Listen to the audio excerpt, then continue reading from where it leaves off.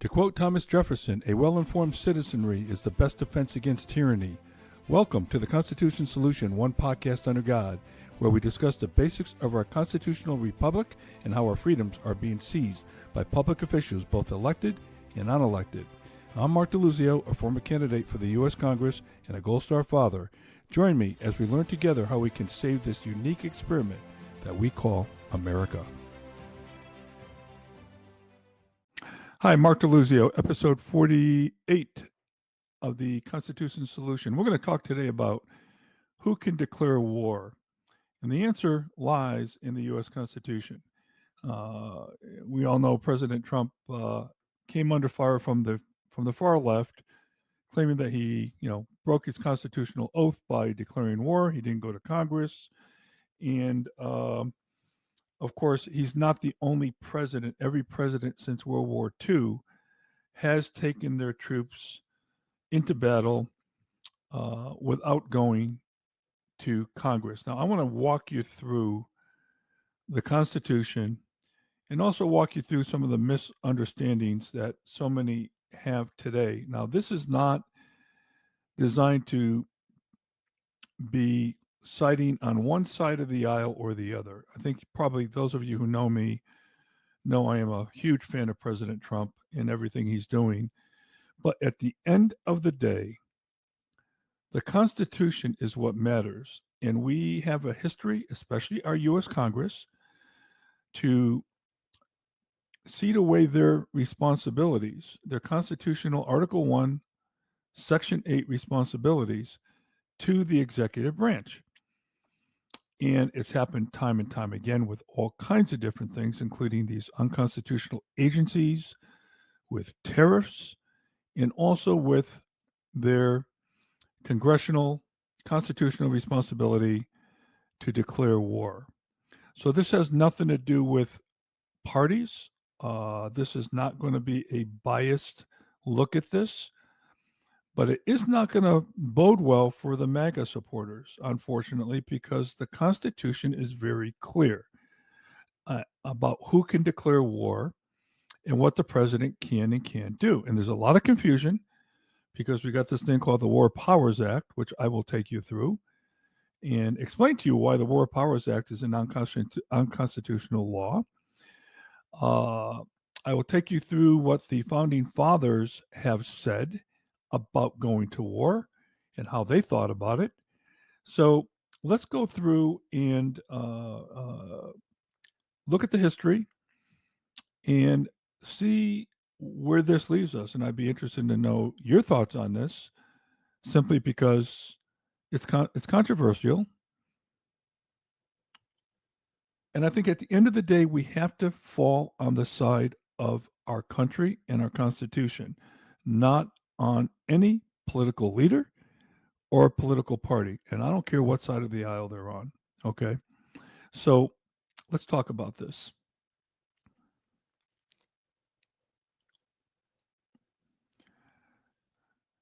These are some of the things I heard over the last week or so concerning this very issue. Okay. They came from media pundits, podcasters, politicians, self-anointed, self-appointed legal scholars. Let's just read some of them. He is acting within his legal rights under the War Powers Act. Okay. Well, that may be true, except for the War Powers Act is unconstitutional. I'll explain that later. The War Powers Act overrides the Constitution. Can you imagine that? That a law can override the Constitution and we don't go through Article 5, which is amending the Constitution? No law can override the Constitution. But we'll get into that as well. Another comment I heard, he is commander-in-chief. Of course he can deploy our troops to war. No, he can't. Okay? And I'm going to prove that to you. The war was only one day. Oh, okay. I guess there's a timeline in terms of war. By the way, I'm going to take you through what war means and what the definition of war is. Okay? It was by the way, it was one day. So was Pearl Harbor. Okay? I guess that wasn't a declaration of war.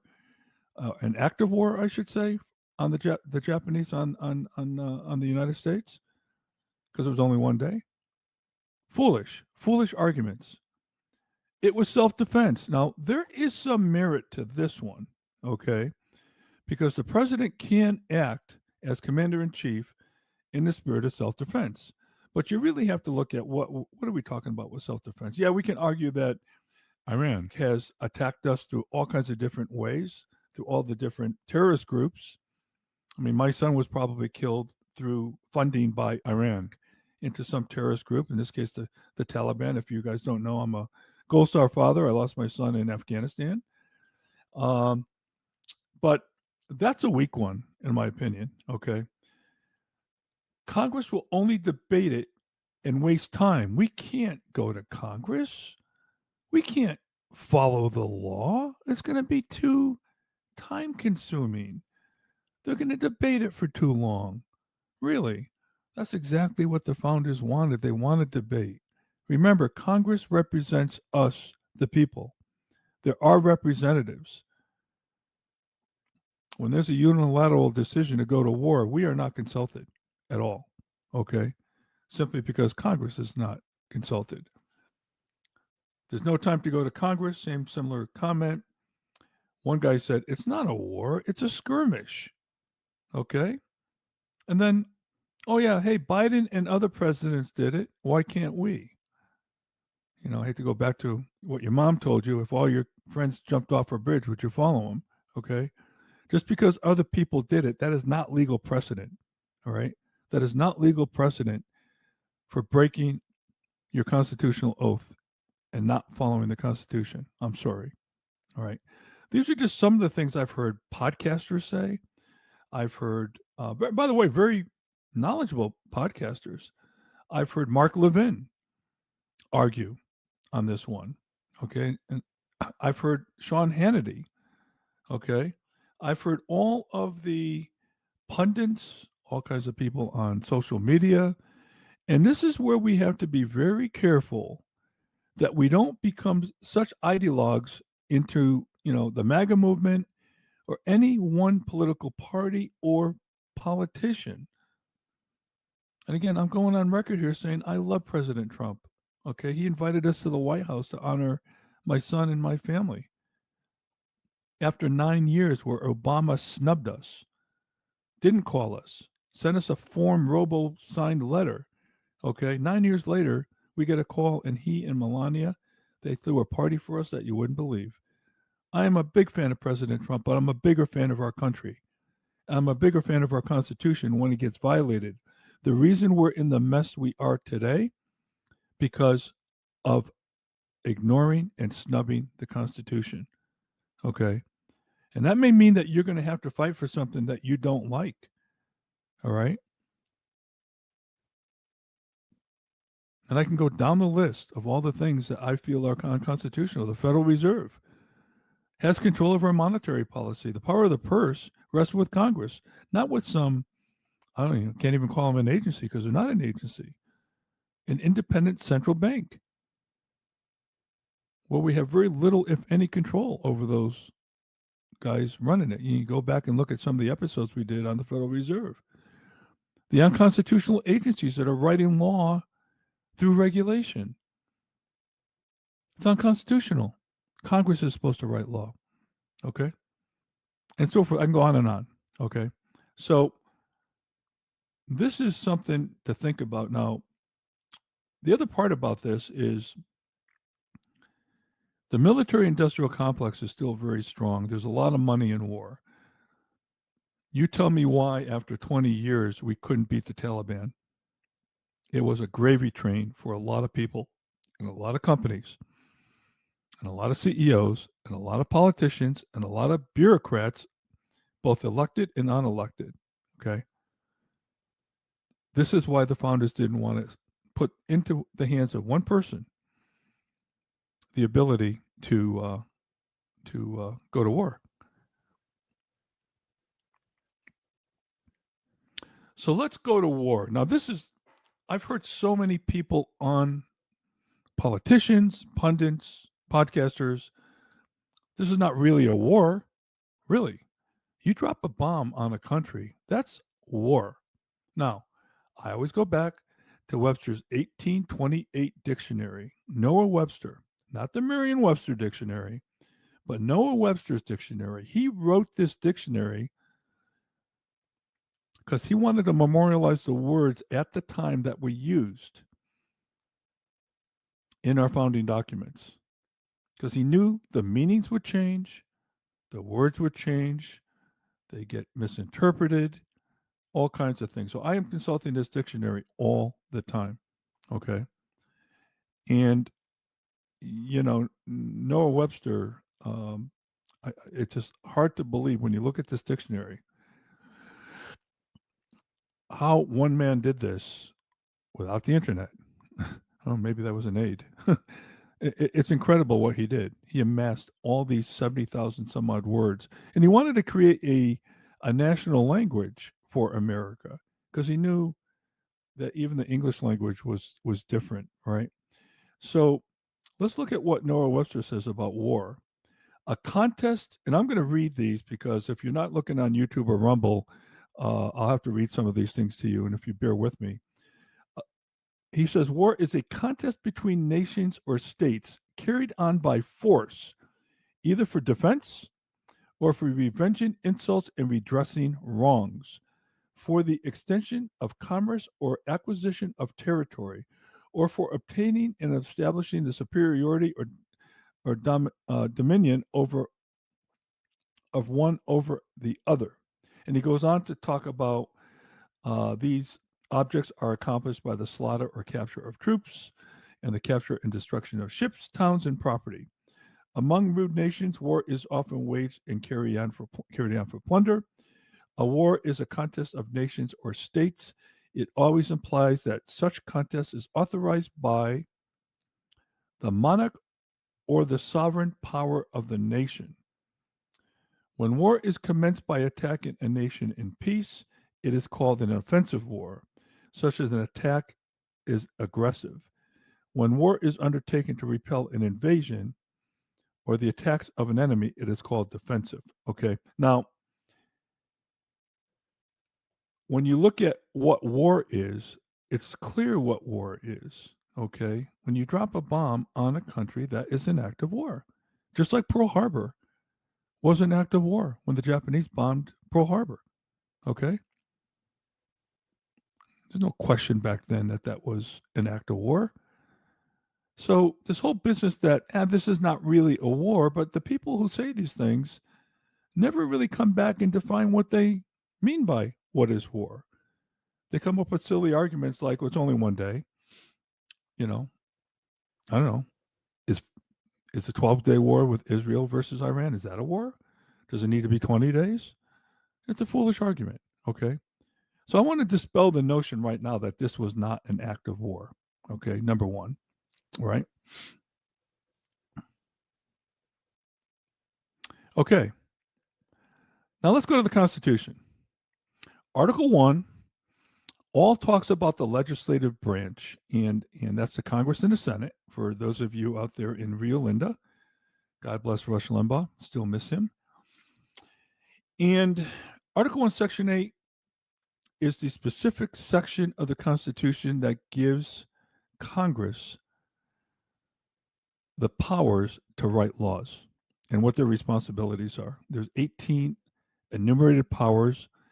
In Clause 11, the 11th enumerated power of Congress reads as follows: Congress shall have the power to declare war, grant letters of marque and reprisal, and make rules concerning captures on land and water. Now, this whole business about marque and reprisal isn't as relative right now, but they have the power to enlist private people to go out and capture ships, to to uh, to go into countries and capture enemies, to kill the enemy, whatever again constitutes war, and it is spelled out in the Constitution, by the way, in terms of what they are allowed to do. But the whole key here is they shall have the power to declare war. Now, understand that because Congress declares war doesn't mean the president has to send troops. He's still commander in chief. They cannot dictate what the president does as how he carries out the war. Okay, that's his responsibility in Article 2 of the Constitution as commander in chief. Okay, not only is he the chief executive of the country, but he's the commander in chief. Okay, and this is another reason why the War Powers Act, when we get to it, is unconstitutional, because the War Powers Act actually dictates what the president has to do after, let's say, 60 days. That's not Congress's job, okay, to do that. So the War Powers Act is unconstitutional for a couple reasons, and we will get into that. Now, here's some interesting facts I'd like you to know. The United States has not legally declared war since World War II, okay? And we've only declared war through Congress the proper way per the Constitution 11 times. One time was the War of 1812. One time was the Mexican-American War. One time was the Spanish-American War. We had 2 declarations of war in World War I, and we had 6 in World War II against various countries, Japan, Germany, and Italy, and so forth. So that adds up to, if I did my math right, 11. That's it. And we have not declared war since. However, every president since World War II has violated their constitutional oath in terms of sending troops to war. On both sides of the aisle, by the way. Okay. Now, the War Powers Act, which was written in 1973 and passed, was vetoed by President Nixon, but the veto was overridden by Congress. So they're coming off the Vietnam War in 1973, and this is, the country was just tired of war, and so Congress thought, hey, we have to put this War Powers Act in to make sure the president doesn't, violate his constitutional oath. And you're going to see what a farce this was in a minute when I get to this. Okay. Except for Desert Storm, the United States has not won a war since World War II. By the way, every war we were in was winnable. Korea, Vietnam, Afghanistan, Iraq. Go down the list, okay? The 20-plus year war in Afghanistan, known as, and it's kind of funny, Enduring Freedom, that's on my son's grave, okay, has lasted longer than the following wars combined. You ready for this? The Afghan War lasted longer than the Civil War, the Spanish-American War, World War I, World War II, the Gulf War, Bosnia, and Kosovo. Add all those up, and they do not equal the amount of time we're at war in Afghanistan. Okay? Doesn't say much for the greatest army or military in the world, does it? Since 2001, the United States has spent over $6 trillion on these wars with 500,000 fatalities, over 500,000 fatalities. Okay? And some of the notable, if you want to talk about some of the notable wars, in Korea, we lost 36,574 military personnel. When Truman sent us to Korea, he called it, he didn't, he got some kind of resolution from the United Nations, which shouldn't count at all, didn't go to Congress, didn't think he had to, because he said it was a police action. Almost 37,000 body bags later. That's a hell of a police action, isn't it? Vietnam, 58,220. That's the count. I think that's out there now. 58,000. Okay. And by the way, we're not talking about the arms and legs that were lost, the torture that so many went through. We're not talking about the mental anguish that is still plaguing our veterans today from Vietnam and all the other wars. Okay. By the way, you could see the Korean War with 37,000 killed is called the Forgotten War. Yeah, we want to forget that war. You bet. The government would love to have Americans forget about all these wars so they can move on to their next war. The military industrial complex is very strong, and I did a whole episode on the military industrial complex. There is no money in peace. Don't ever forget that. Okay. And Eisenhower warned us about that in his farewell speech when he left office over 60 years ago about the military industrial complex. Iraq lost 4,492, and Afghanistan 2,325, of which one of those was my son. Okay. So, as you can see, um,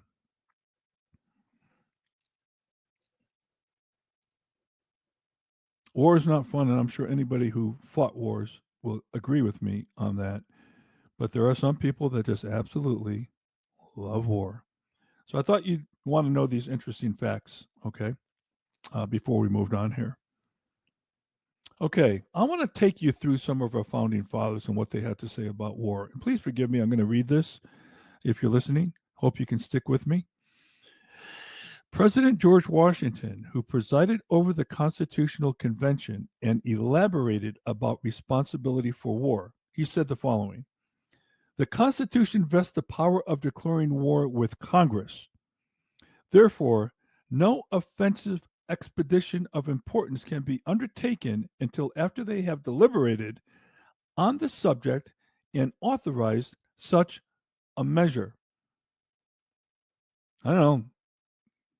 Maybe I should have had George Washington if he could come back from the dead and debate Sean Hannity on that one, okay? Or debate some of these congressmen or political pundits or podcasters, okay? I don't know how you can get any clearer than that. So if you want to interpret the Constitution, there's one. I'm going to give you another one. There's this guy named Alexander Hamilton, okay? He said, the president is to be commander in chief of the Army and Navy of the United States. Remember, we didn't have an Air Force back then. For those of you in Rio Linda, you're probably sitting there saying, hey, how about the Air Force? Yeah, they didn't have airplanes back then. Anyway, in this respect, he went on to say, his authority would be nominally the same with that of the King of Great Britain, but in direction of the military and naval forces as first general and admiral of the Confederacy, while that of the British king extends to the declaring of war and to the raising and regulating of fleets and armies, all which, by the Constitution under consideration, would appertain to the legislature. Geez, there's another guy that agreed with Washington.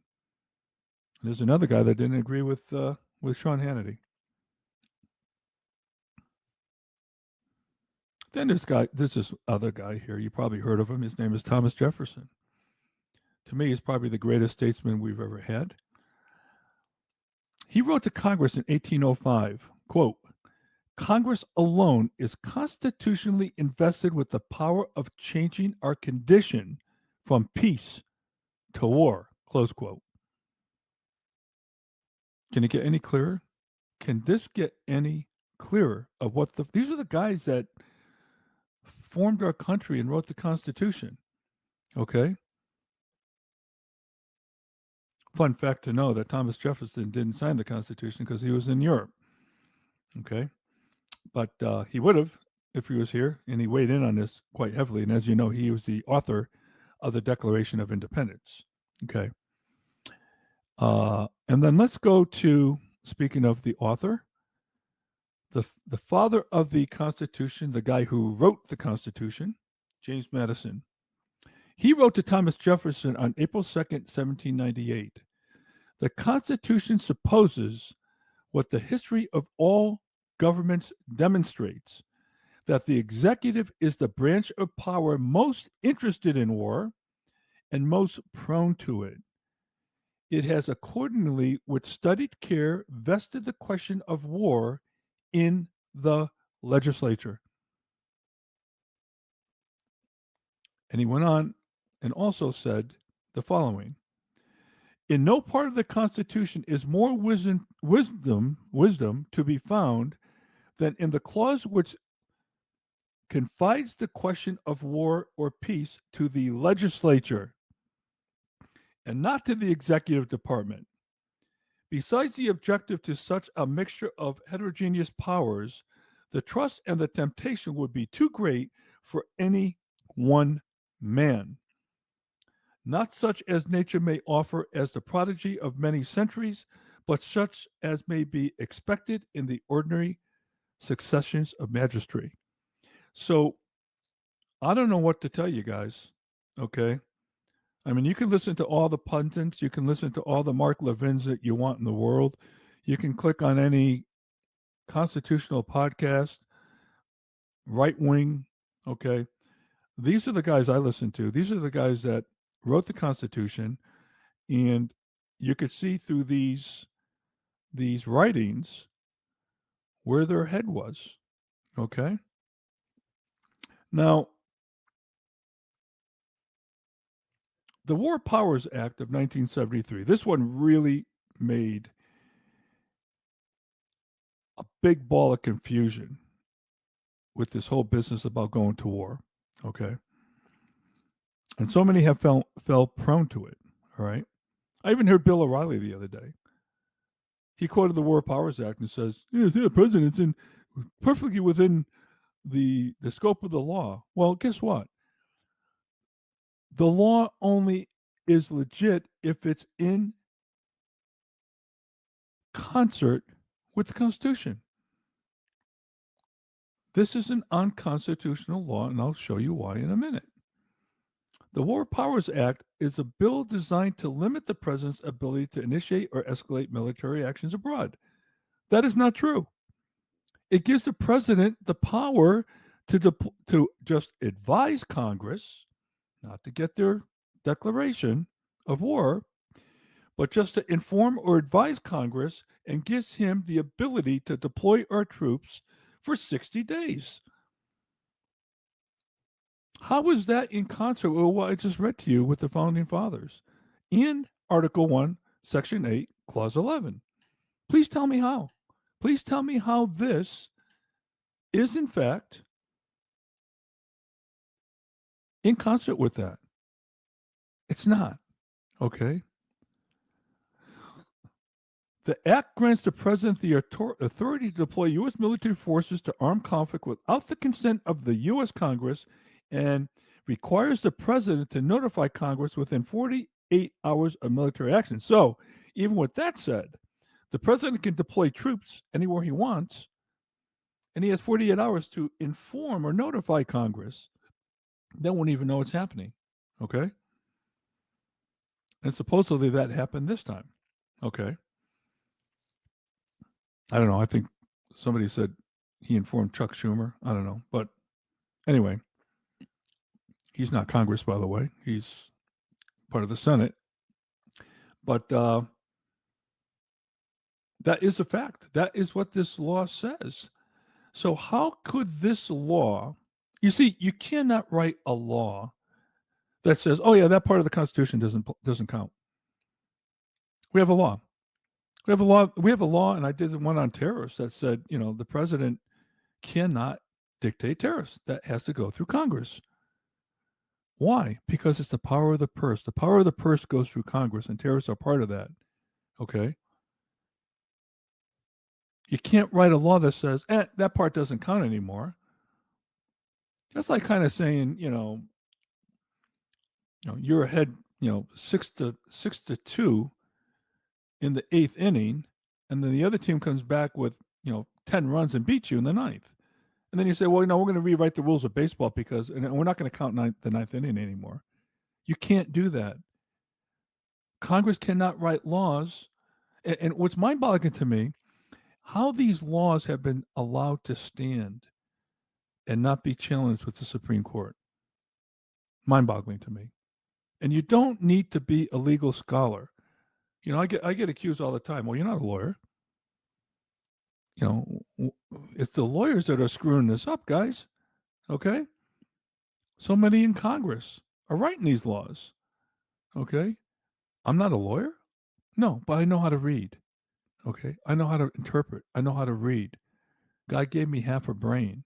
You don't need to be a lawyer. Matter of fact, if I became a lawyer, I might have been polluted with some liberal law school that is pushing towards a Marxist agenda. I've got lawyer friends right now on the left that have zero clue how this Constitution works. All right. It's not that hard. And the founders did not intend for the Constitution to only be interpreted by the elite, the educated. Okay. You read the darn thing, it's pretty clear. Okay. The War Powers Act is unconstitutional. So I'm going to take you back once again, and I'll close out with Article 1, Section 8, Clause 11. The Congress shall have the power to declare war. It doesn't get any clearer than that. Don't really know what to tell you. So you can hear all kinds of things. You can hear all kinds of things on the news, and you're going to hear, you know, um,